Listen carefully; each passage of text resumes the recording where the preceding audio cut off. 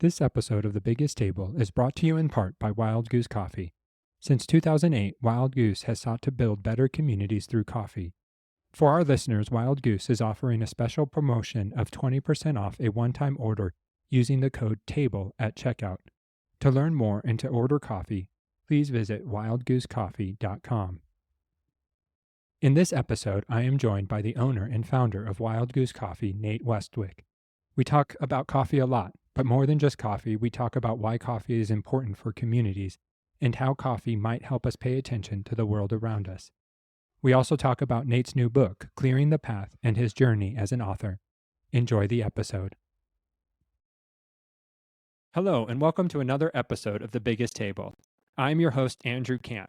And in this podcast, we explore the table, food, eating, and hospitality as an arena for experiencing God's love and our love for one another. And today, I'm joined by my good friend, Nate Westwick.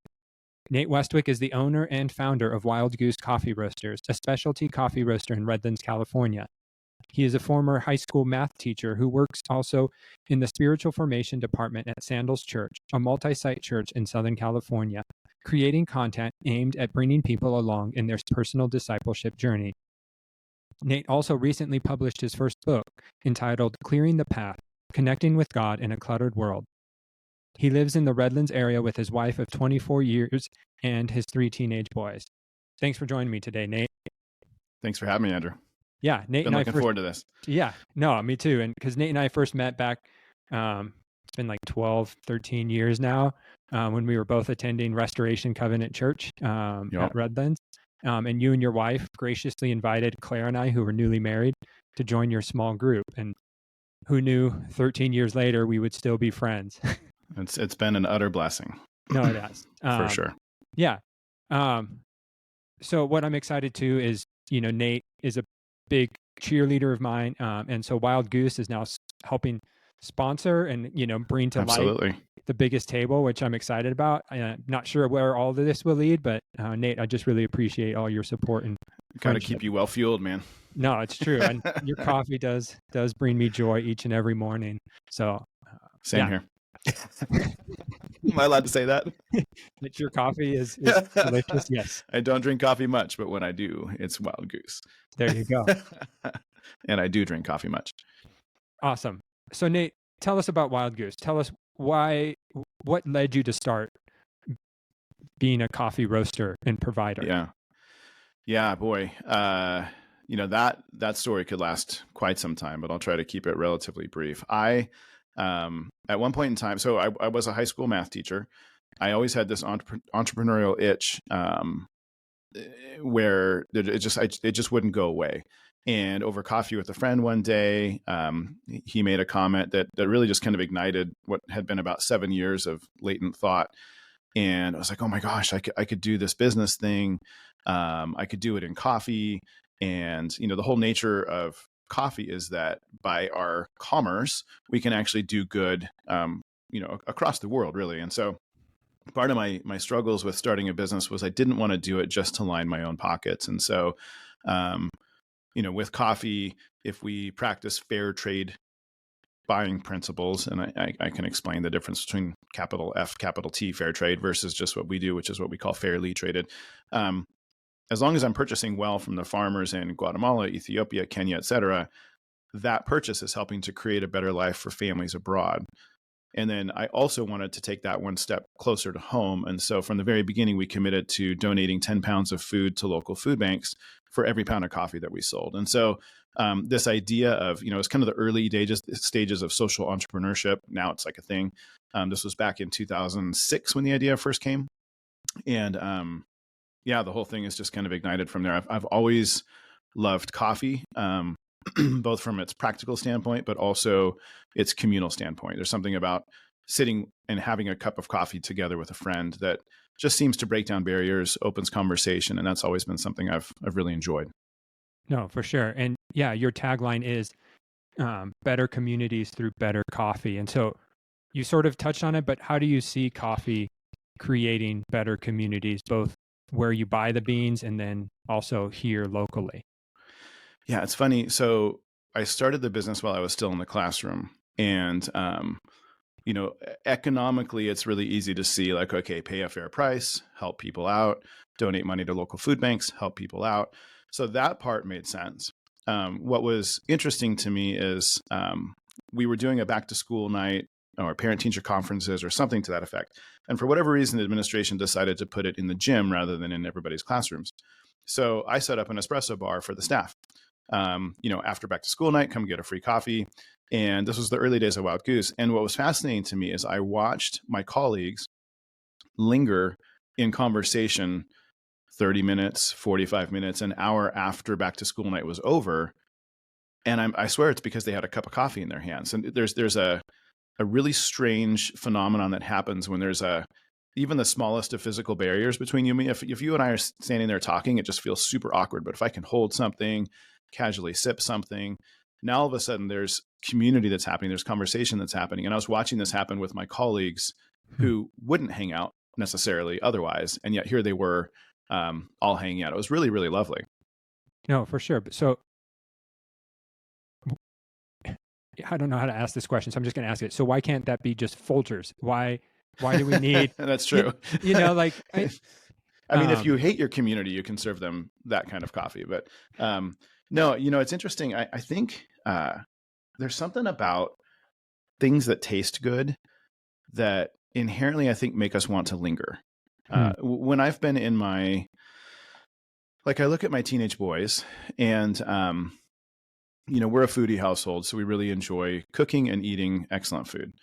And even in their teenage boy-ness, where they can just like pack in food like nothing else, there's something about eating something really, really tasty that causes us all to slow down, enjoy time at the table, having conversation, laughing. It's teenage boy humor, so sometimes that can be, hit and miss. But, and so I think the same is true with artisan coffee, with specialty coffee. So, if it's, I was thinking about, I have people in my life who I would consider like functional eaters, right? Like, give me the nutrition, give me the food. I actually had a friend tell me one time, if they invented a food pill where I wouldn't have to sit down and eat a meal, I would be totally down with that. It would be great. And I'm thinking, man, you're missing out, because so there's something about functional coffee. And then there's something about coffee that you sip and savor, and let it last for a while. And so I would say that's why kind of big box store-bought canned coffee maybe wouldn't invite that kind of community, because there's not that sip and savor, linger kind of a feel to it. No, it's a mass-produced, it's a fast food, and fast food restaurants are designed specifically for you not to linger. And get out. That's right. The seats aren't comfortable. Right. It's not a place that invites lingering. Whereas, nice restaurants, places that want you to linger, they make sure everything is coalesced around that experience. Yep. So walk us through the experience of your coffee. Like, for people who don't know, like how does this all work? Sure. So, when I first was getting into coffee roasting, I obviously had a ton of questions and kind of similar to that. How does it work? In short, we are taking two halves of a pit of a cherry. So imagine a cherry for a second, remove the fruit, and you got this pit. Well, in a coffee cherry, it's actually, the bean that we would say is actually two halves of a cherry. Those get processed, dried, bagged in 150-pound burlap sacks and shipped to people like me. So then we will roast the coffee. So the interesting thing about the end result is, if you want a really great cup of coffee, it's about 50% the green coffee the unroasted coffee that you're putting into the machine, and it's about 50% how you roast it and the equipment you're using, and then the other 50% is brewing. Yes, for those of you listening, I did used to be a math teacher, and that does not add up to 100%, but you get my point.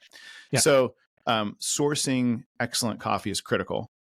And so for us, our process, if you want the most granular of details, we actually will call importers and say, hey, we're sourcing an Ethiopian coffee right now. We're looking for a good Ethiopia. Can you send me your top lots?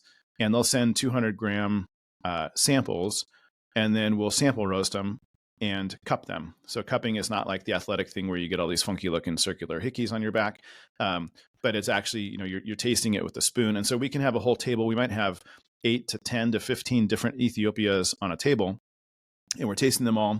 And the ones that stand out and preferably the one that stands out the most is the one that we select. Because when we're buying coffee, it's not like, we're buying a 12-ounce bag. We're buying, up to tens of thousands of pounds of coffee at a time. And so it's kind of like test driving a car. You want to know that it's good. Yeah. And so that's our first preliminary process. And then at Wild Goose, we roast everything to order because fresh coffee is better coffee. And so an order comes in on our website, a wholesale cafe orders, 100 pounds or whatever. Then we, roast it the next day. And so that process is equipment, it's technical expertise, it's heat transfer, it's not scorching it, et cetera. And then we get the end result. So people ask about the coffee roasting process. And I often describe it as like if we were to take a green apple, if I were to cut up a green apple and hand you a slice, like how would you describe what you're tasting? Usually I think of green apple, Granny Smith. I think of tart. Mm-hmm. I think of crunchy, thick-skinned. Yep. Fair. Yeah. Maybe a touch of sweetness on the back end, but that's not the primary flavor. But now we cook it. And what happens to that apple? The sugars are brought out. And so we have a sweeter, correct, more mellower. Yep, 100%. And so, but you can, now if you overcook it, like let's say I'm cooking these green apples to make an apple pie, the kids are tormenting the dog and, I have to go, restore order in our household. I can overcook those apples, those sugars can overdevelop and they can turn into carbon. And then it becomes very unpleasant, right? You get that bitterness and things like that. And you taste way more of that than you do. You don't even know it used to be a green apple. Yeah. If you cook it correctly, you still get some of the green apple pleasantness. You get some of the sweetness. You get some of the caramelization, and everything works together in this beautiful harmony of flavors. And so our approach to roasting, not everybody's, but our approach to roasting is that we still want to taste the green apple. And we also still want to taste the sugars and not over roast things. That may be more than you bargained for in the answer, but no, that's how we do it. It's super fascinating because, it's not a lot of people take time to think through, okay, how does this product end up in my cup, and sure. For us, for sometimes, just getting a morning cup of coffee in me so I can deal effectively with my kids is what I need. But there are also times where I do need a pour over and I do want, the beauty of the coffee to come through so I can linger and bring a little more brightness to my day. Yep. Both literally and figuratively, right? With the taste. Yeah. Yeah. And then each coffee then has its unique setup, or each coffee bean has its unique set of properties, because a coffee from Ethiopia is not going to taste the same as a coffee from Guatemala. So how do you then make sure you're paying respect to the bean and the farmers in that roasting process? Like how does that magic sorcery work? It feels like it. Sure. So we still, at the end of the day, we still want to taste the green apple, going back to that metaphor. Yeah. And so, and then what's really interesting is coffee is a lot like wine in that, just as much as grapes bring in some of the local terroir and the flavors nearby, coffee does as well. And so, and say if you were to do a tour of the wine country in Napa, a Cab Sav at the top of the valley might taste different or will taste different than the Cab Sav at the bottom of the valley. And so even though it's the same region, and so with coffee, it's real similar. So elevation, even region to region, soil conditions, moisture, all of those things come into play.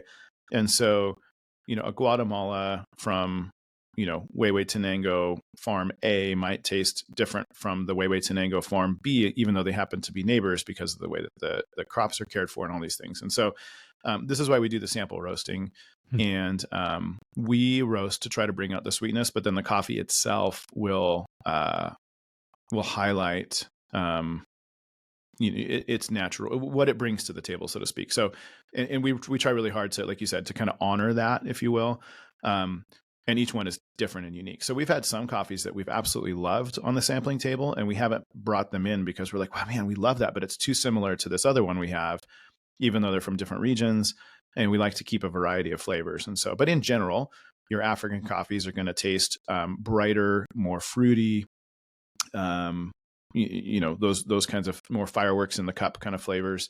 I'm drinking a Rwanda natural right now that honestly tastes like ambrosia salad. Oh, wow. And so we were hesitant to put that on our bag for the cupping notes, because I'm like, let's just give it a shot and see. Because if we don't keep ambrosia salad, I'm going to go with clementine, marshmallow, and coconut, because that's what ambrosia salad is. But Yeah. I just thought, we'll see if people understand. So I hope they do, because it's a great coffee. So, and then your Central American coffees are going to tend toward more chocolatey caramel, things like that. So we tend at Wild Goose to separate our collections into two main categories. We have the comforting coffees and the adventurous coffees.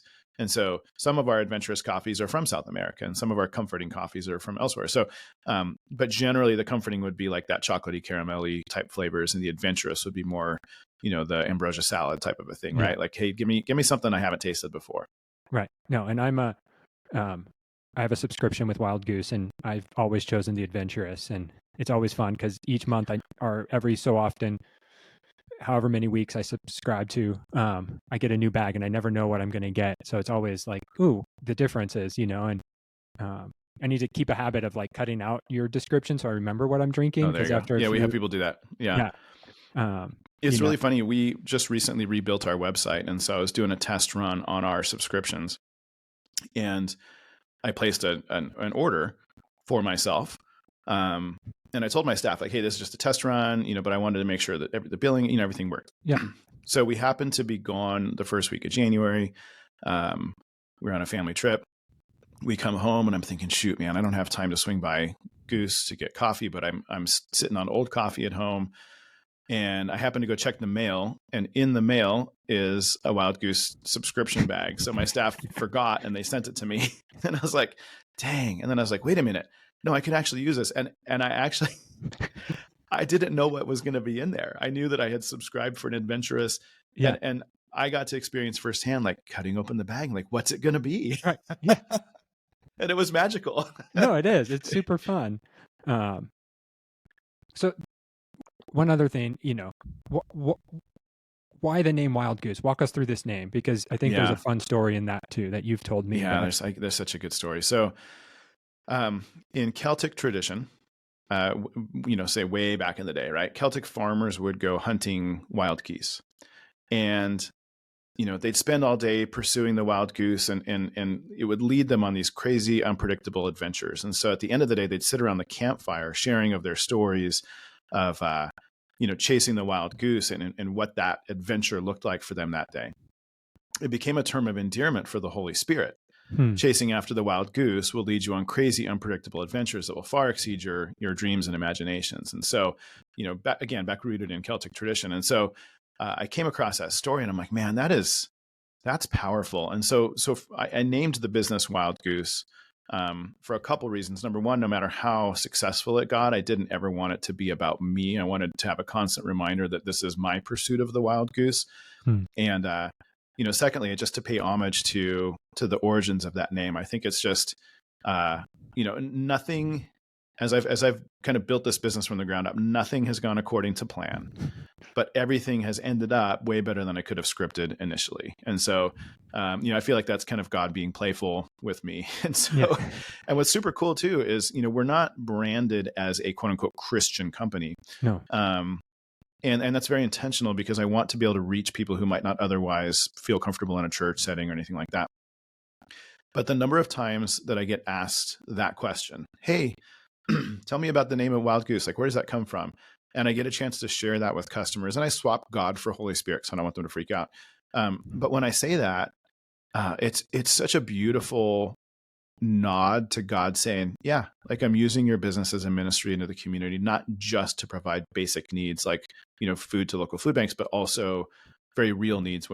There's a social aspect. There's a spiritual aspect to what we do. Our staff, we go out of our way to be extremely hospitable to our customers, because we don't know what kind of a day they're coming in with. And if we can bless them for those 2 to 3 minutes that they're in our roastery, grabbing a latte or a bag of coffee, like, that's great. And if they happen to ask why the name, that's even better. So, yeah. So no, it's provided opportunities just to share, in ways that may not have been possible. Absolutely. Yep. 100%. So a lot of people drink coffee. As you reflect on your journey as a coffee roaster, what are some of the spiritual lessons we can glean from coffee, in the totality of the coffee experience? Yeah, I love that question. I would say primarily the simplest thing we can all do is just to slow down. Hmm. My family and I were out of town last weekend. I was ditching my phone for most of the weekend. It was absolutely glorious to not be tethered. And they were in one shop and I wanted a cup of coffee. And so I was like, hey, I'm going to go, a couple doors down.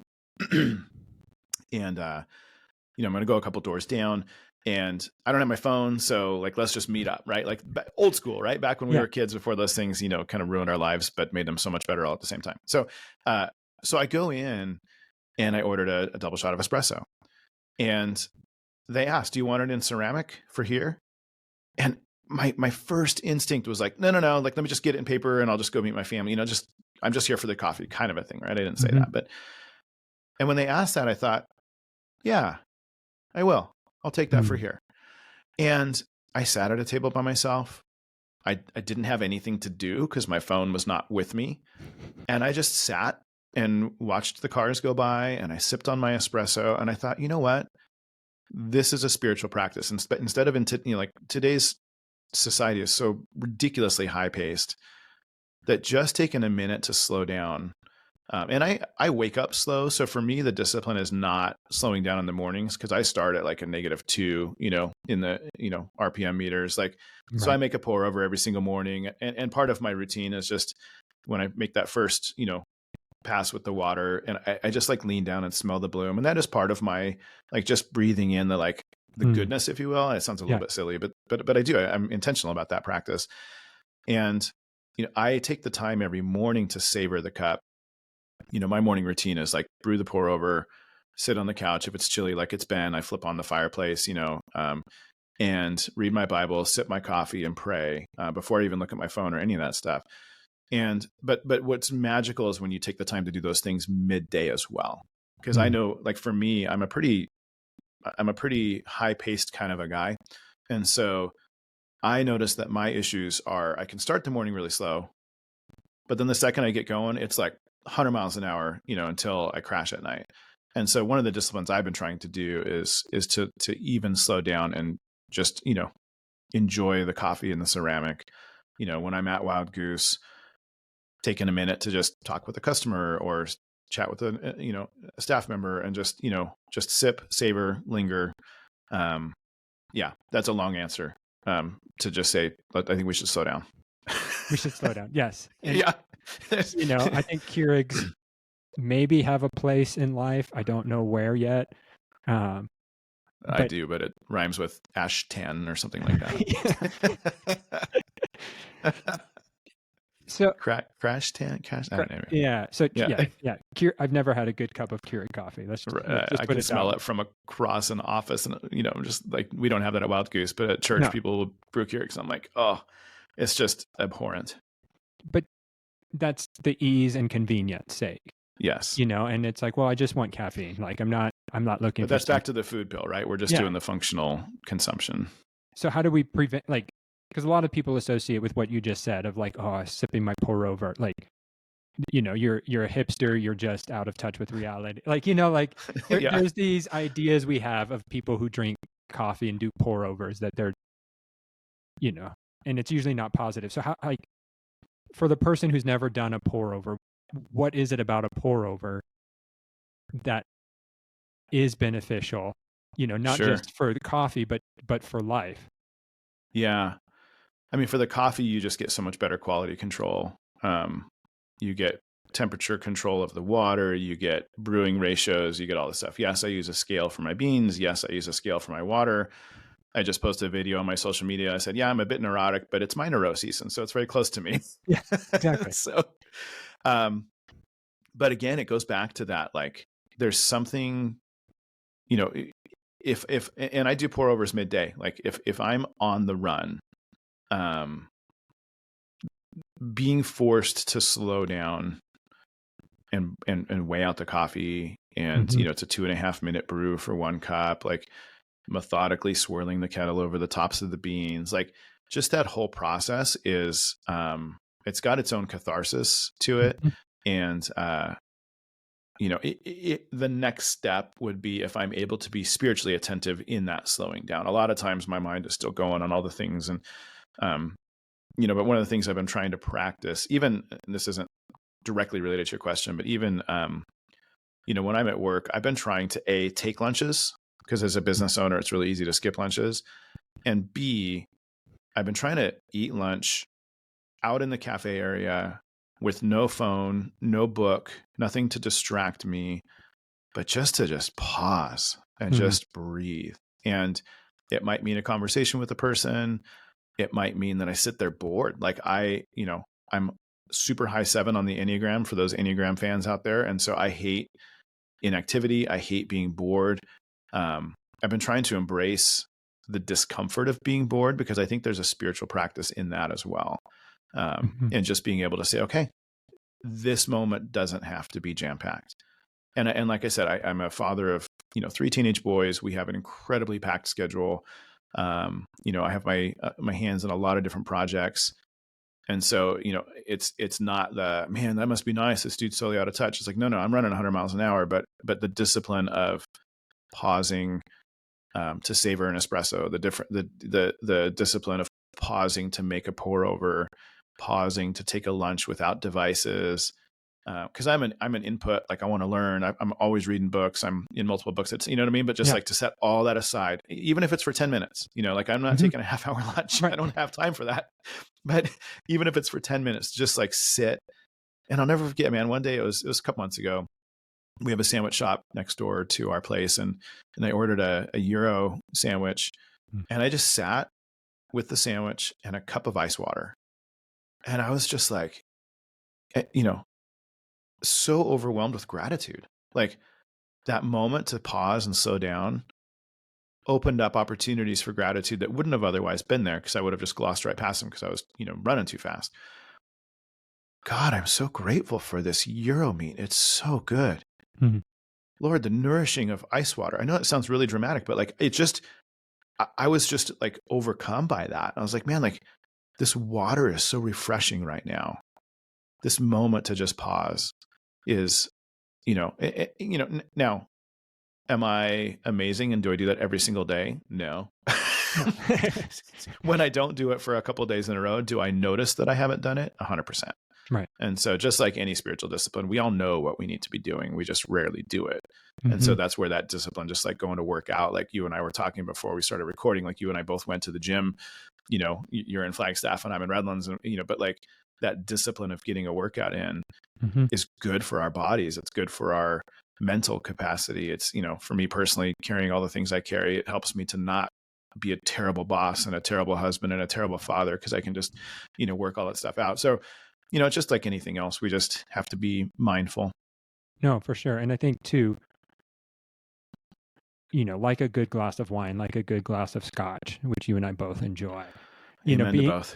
being attentive though, like I think part of the beauty of food and beverage is that being attentive to what is happening, and not just as a utilitarian, functional aspect, but to be attentive in that small detail that might actually help us pay attention to other people.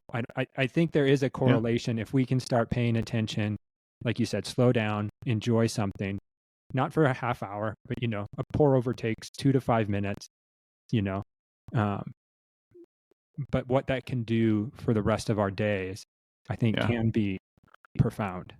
I 100% agree. I not to get overly philosophical, but our society, we live in such an insulated society. It's raining here in Southern California today.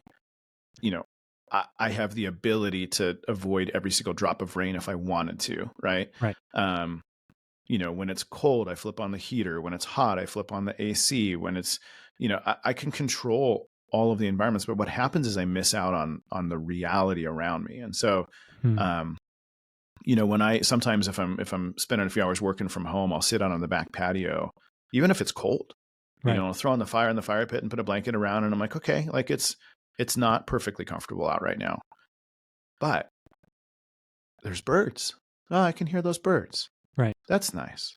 Like there's there's, there's somebody mowing his lawn over there. That's less nice. Yeah. But like you were talking about, like being attentive and just paying it, like just noticing. I really do believe it does help me to notice, like, oh, my wife came home and she seems a little bit sad. Like, I might Mhm. not have noticed that before if I hadn't practiced the noticing. Maybe you're making a pour over and you're like, okay, the cupping notes say ambrosia salad. Like, let me see if I can taste. Well, I don't really get the mandarin, but I kind of taste a little hint of coconut. Great, we're noticing, Yeah. right? I'm not always in tune with my wife, but when I am, that's great. Yes. Noticing, Right.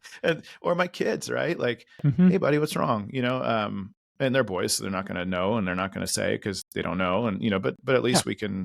we can notice, right? And then even more on a deeper level, like, God, where are you moving today?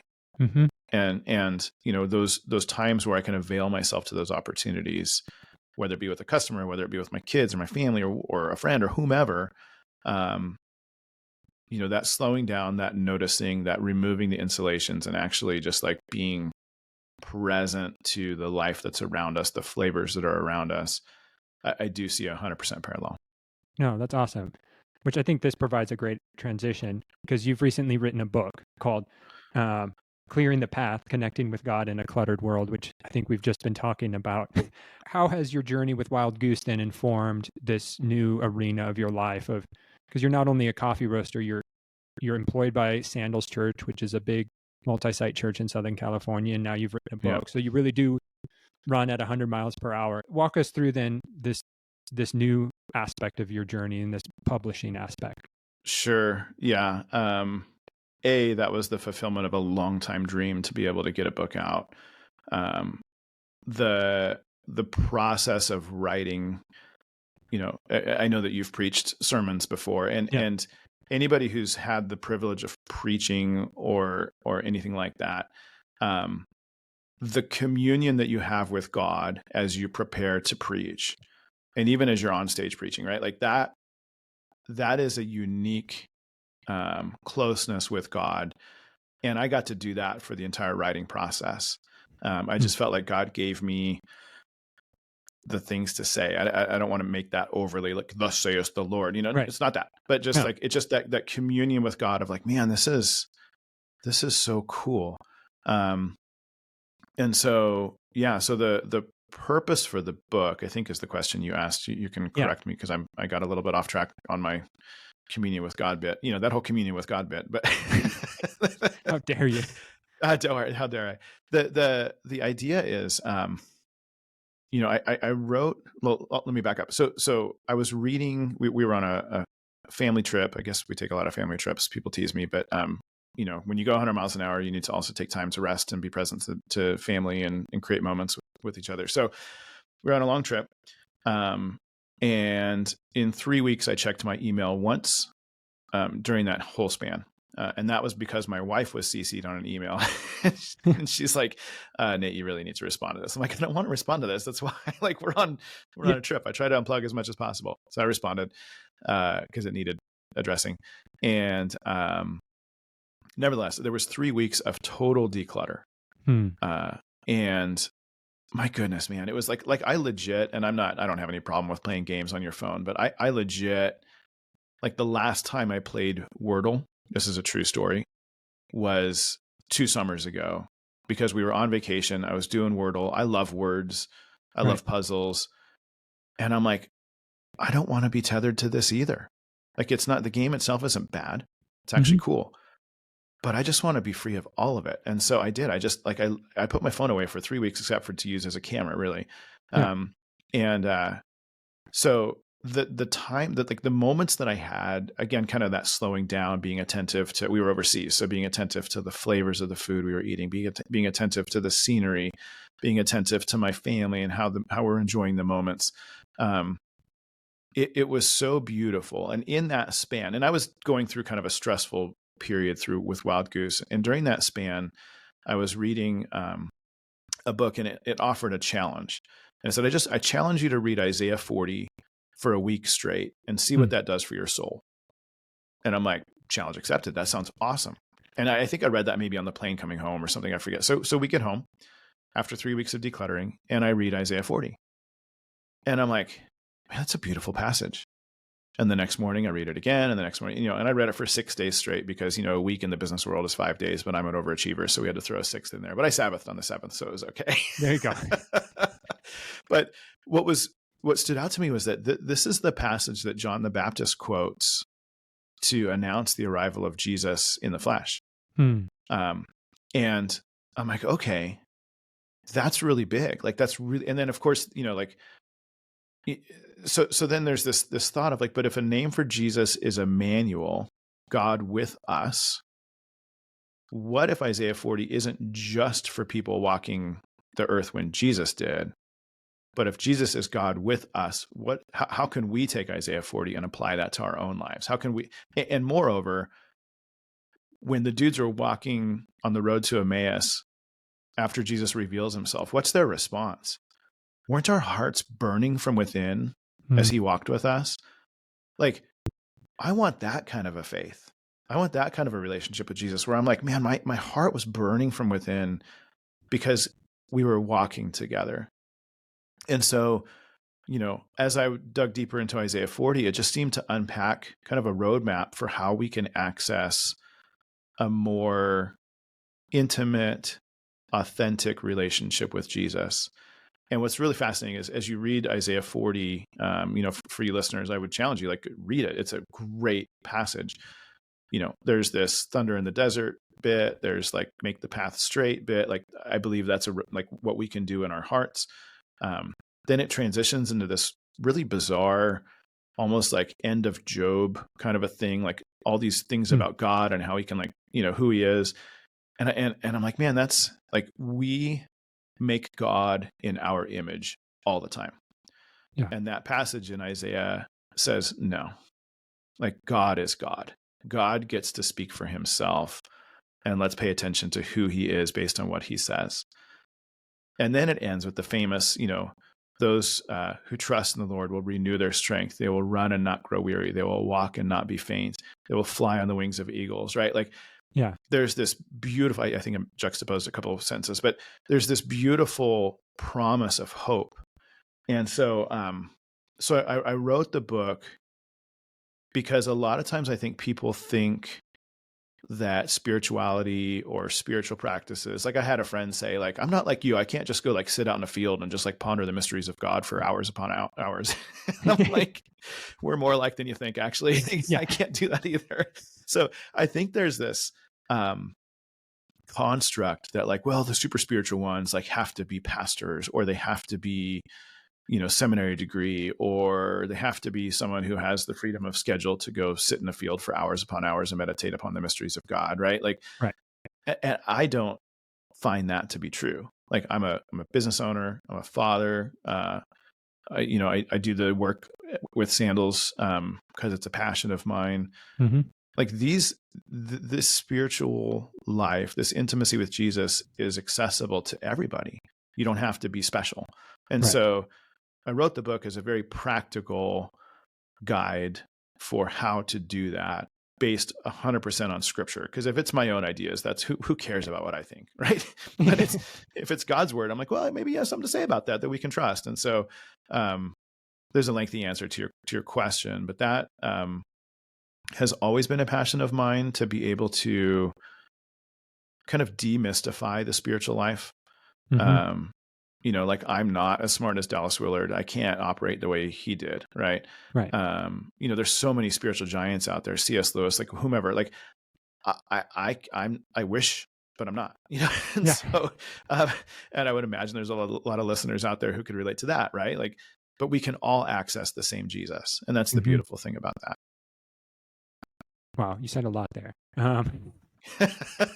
Sometimes I say a lot. Yeah, say things. No, I can talk.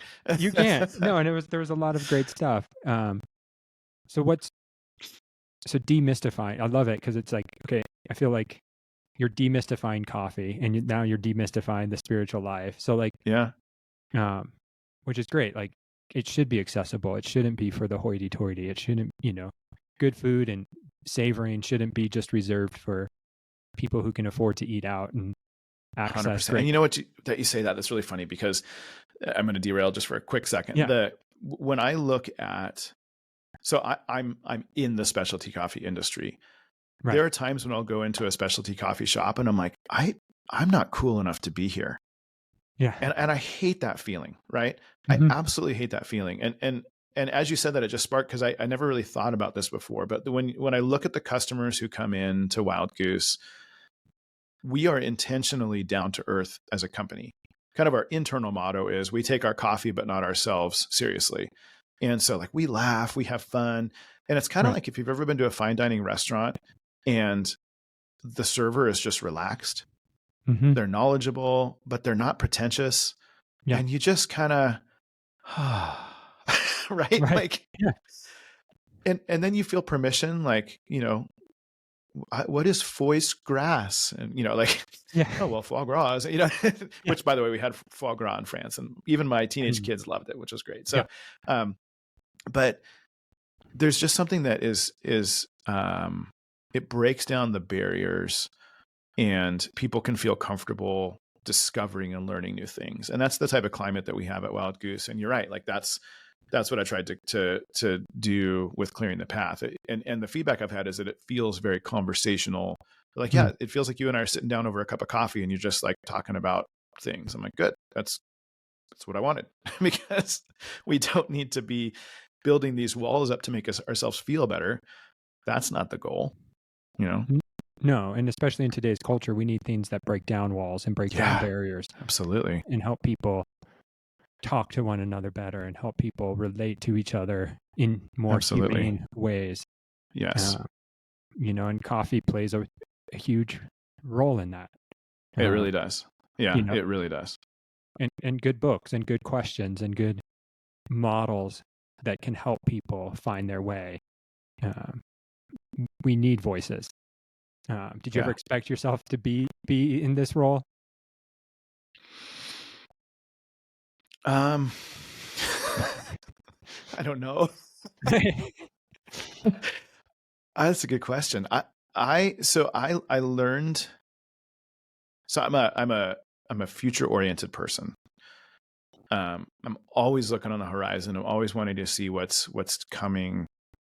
And I learned, gosh, at least 10 years ago that while that is my natural bent, and that can be a strength because I can look and predict and see, things like that. Not always accurately, but maybe, more aware than others potentially. Not others, like, there's a lot of people with that natural bent to look in the future. And I've kind of stopped trying to predict where, like the clear path for me does not, I can't see a whole lot further than just a few steps ahead. Right. And I think that's one of God's graces to me, because then it kind of forces me to stay present to Him instead of getting ahead of Him. Mm-hmm. And so, to your question, I've been, like, when you read the bio earlier, I was like, whoa, like, I guess I've done a few things, but I don't feel like it in the moment. And part of that is, maybe trying too hard in my younger years to try to predict the future and see where that path was going. And I think God's grace for us is to say, I'm here, kind of like in Exodus, right? Like, if the cloud moves, you move. And if the cloud stays, you stay, and just be with me. Yeah. So I guess there's my answer. No, it's great. And so as we begin to think about wrapping up, as a coffee guy, what tips would you give for people to make a better cup of coffee at home? Like, where do people start? Sure. So the two biggest components are get good fresh roasted coffee beans. You can find your local roaster. I obviously feel free to visit Wild Goose if you want to go. We do have a web store. I can confirm that it works because I got that subscription to my house by mistake. But it was addressed to me, so it wasn't somebody else's subscription. So that's good. But start with fresh coffee. I am adamantly opposed to over roasted dark coffee. That goes back to the green apple metaphor, where I'm chasing after the kids chasing after the dog, and the sugars burn, and now you're just drinking like really over roasted burnt stuff. It's really not good for your stomach. if you have a side note, people, if you can't drink more than 2 cups of coffee without your stomach being upset, it's because you're drinking rancid oils. So in college, I swore by, I'm not going to name the place, but it was actually like a higher level, larger produced. And I would open up it was a can, but it was whole beans, and they would be jet black and oily. And I'd be like, man, that's the good stuff. But the problem is those oils turn rancid with oxygen really, really quickly. And so if you can't drink more than 2 cups of coffee without your stomach getting upset, it's because you're drinking rancid oil, just as if you had 2 cups of sour milk. Like, of course your stomach's going to hurt. So stay away from that. An artisan roaster will roast and cut the roast before those oils escape and get to the surface of the bean. So there's a stage in the roast process called first crack, where you can hear an audible crack, kind of like popcorn. It is when the sugar development is super critical. So heat application is really temperate at that moment. You need to be careful that you're not scorching it and burning the sugars too quickly, but you do want to let them kind of ride out and develop a little bit. And then if you continue roasting, you hear second crack, which is when the oils move from the interior of the bean to the surface of the bean. And that's what you want to avoid. So if you have oily coffee, I would say ditch that right away. Don't freeze your coffee. Just store it in a, airtight room temperature container. Don't get it too hot. Don't get it too cold. Just let it chill. Let it be itself. Yeah. And, I always say to drink within 2 weeks of roast date. I joke with my friends that I'm a professional taster, so I can taste a little bit of a drop off in quality after 2 weeks. Oh, wow. I taste a more significant drop off in quality after 3 weeks. So hence 2 to 3 weeks after roast date. And then use good water. And so stay away from distilled water that doesn't have the mineral content to, extract the flavor that you want. I use Crystal Geyser. I'm not a paid sponsor of Crystal Geyser, but I just go to the market. And, the other day I went to the market and I grabbed like a 6-pack, I guess, of gallon water. Some dude's like, that's a lot of water there, buddy. And like some customer, and he was kind of being critical.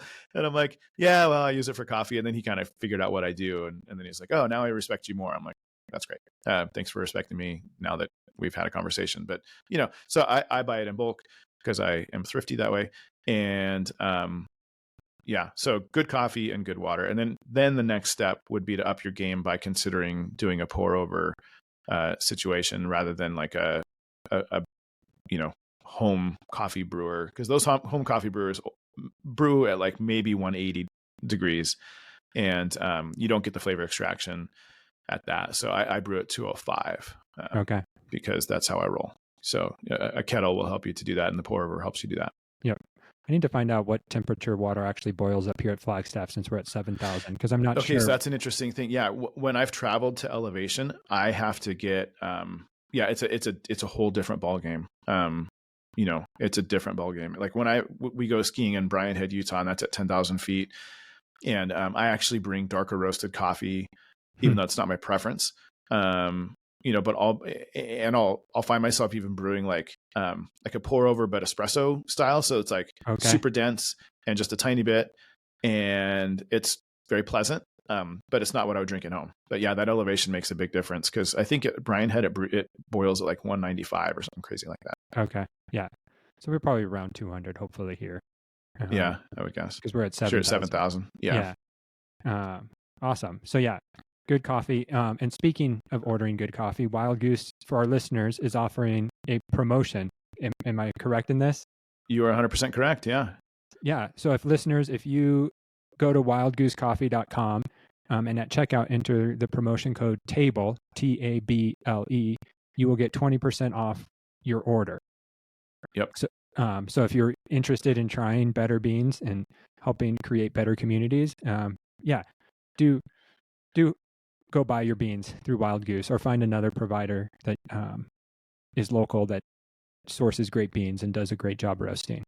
But no, I highly recommend Wild Goose. And I'm excited because I think my subscription is coming up to get me another bag. So I just got my notice. It's coming soon. Yeah. Nice. I couldn't tell you what it's going to be, but I know it's going to be good, because we just got four brand new adventurous coffees in last week. Oh, sweet. We did the production cuppings on all those, and they were very exciting. Awesome. Sweet. Hopefully that's helpful for people.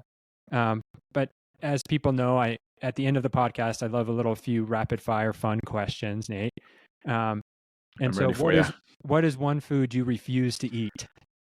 Okay. So, I was talking with on Christmas Day. We were with my wife's family, and there's some Asian street food that's like a developed embryo in an egg. Oh, balut from the Philippines. Yes. And I'm like, no, like I'm an adventurous eater, man. But so I'm like, what is this? I start pulling up pictures. Now, refuse to eat because like I haven't had the opportunity to. And if I were, if I lost a bet or something, I probably would slurp it down. But it just looked disgusting. And maybe it's great, but there's certain things, man. And and like I'll eat almost anything, Yeah. But I won't do that. Okay. I actually had the privilege of trying balut in culinary school. A classmate brought it in. I was like, dude, I will try that in a heartbeat. How is it? Fine. Like it's the See? psychological process of eating an embryonic chicken. Yes. That is, like it's weird, But I mean, is the taste even like oysters are weird, but at least they kind of taste good. Yeah, oysters are delicious. No, I don't remember the flavor and the taste too much. It was more of just Then I stand by my answer. If it's not memorable to you, then I don't need to deal with that. Right. Because I respect your palate. It's memorable in the fact that I can say I've eaten it, and it's one of those. This is true. Yeah, if you had said it's one of the best things you ever tasted, then I would actually reconsider my list. But no. So speaking of best things, what is the best thing you have ever eaten? So it's always really, really hard for me to pick like favorite this or best that. Right. I will say, so we took a family trip. My wife's a teacher, and she says, I work so that we can travel. And I'm like, that's a great gig. I love that. So we were in France. I sound super bougie when I say this, and I'm not a bougie guy. I just like to hunt for a really good deal. So we got a really great deal. So we happened to be in France. But we were driving from the Riviera to the Alps, but via Italy. Okay, so I know it sounds bougie. So bougie. Don't judge me. I'm wearing a white T-shirt right now, and you're a boutique coffee roaster traveling through France in the Swiss Alps. So yeah, bougie. I just, my friends tease me. I like nice things. That's all. But I like nice things at a good deal. Yeah. So we're driving through Italy, and I joke with people like, yeah, I've only ever been to Italy for lunch. Because we stopped for lunch in Italy. My wife pulls up the phone. She's like, oh, she's like, I found us a spot. Just get off the highway and head down this hill.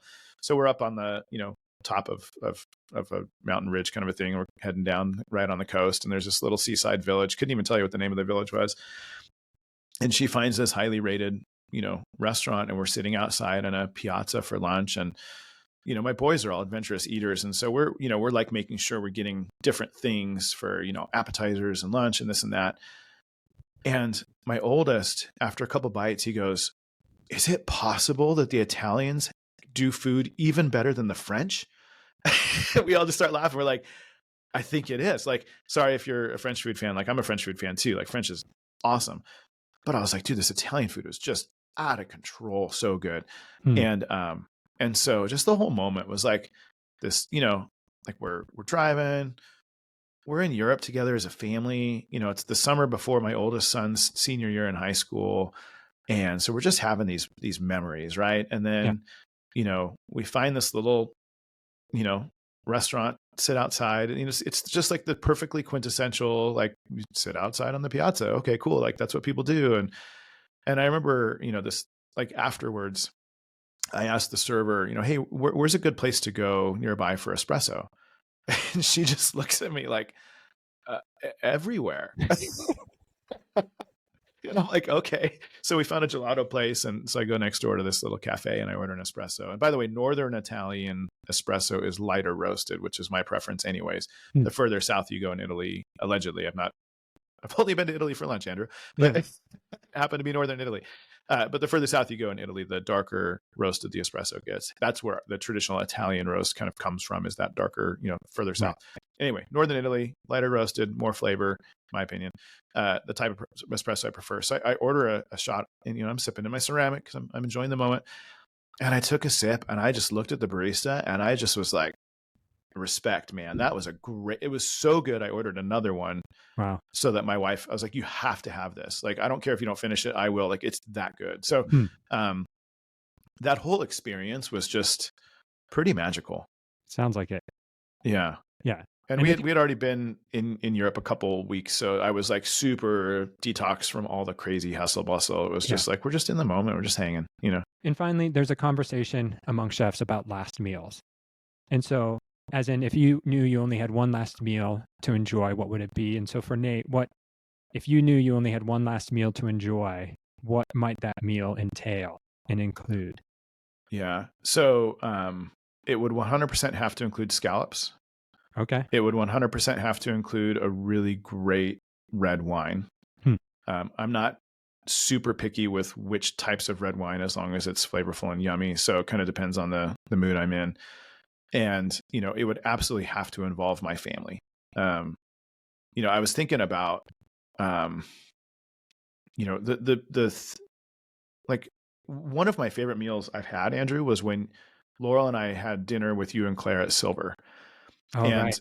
what made it so special wasn't just the food. It was that we had 2.5 hours, 3 hours, whatever it was, to just linger at the table and talk. And we hadn't seen each other for a few years. And I think about, like, I can eat a good meal solo, Right. but it doesn't taste as good. No. Like, there's the experience is missing. So if it's last meal, I wouldn't, if I were eating my last meal alone, it would, no matter what was in front of me, the whole meal would suck. Yeah. But if I could have my family with me, if it's my last meal, like if I'm getting executed tomorrow, like, dude, give me PB&J as long as my family's there. Right. Now, maybe PB&J, you know, I mean, if there's an option for scallops and nice red wine, like, let's go with that instead. But yeah, but scallops, man, there's something about scallops that just get me so excited. That's fair. Awesome. Yeah. Well, Nate, this has been super fun, and it's always fun to connect with you, and just really do Thanks appreciate for having me. Your friendship. And if people want to get in touch with you, not only about coffee, but about your book, where can they find you? Yeah. So on Instagram, I'm Nathan.Westwick. I'm pretty sure. Okay.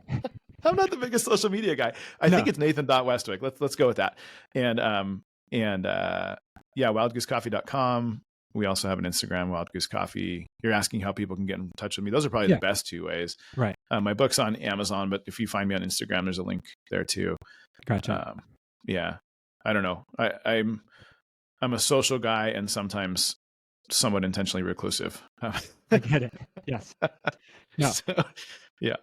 So no, you can hit me up on Instagram. That's a good way to do it. Yeah, Instagram, and do check out wildgoosecoffee.com. You know, and do take advantage of the promotion code. Do take advantage of the promotion code table to receive 20% off one order. So Nate, really do appreciate you joining me today. And thanks for joining us on this episode of The Biggest Table, where we explore what it means to be transformed by God's love around the table and through food. Until next time, bye.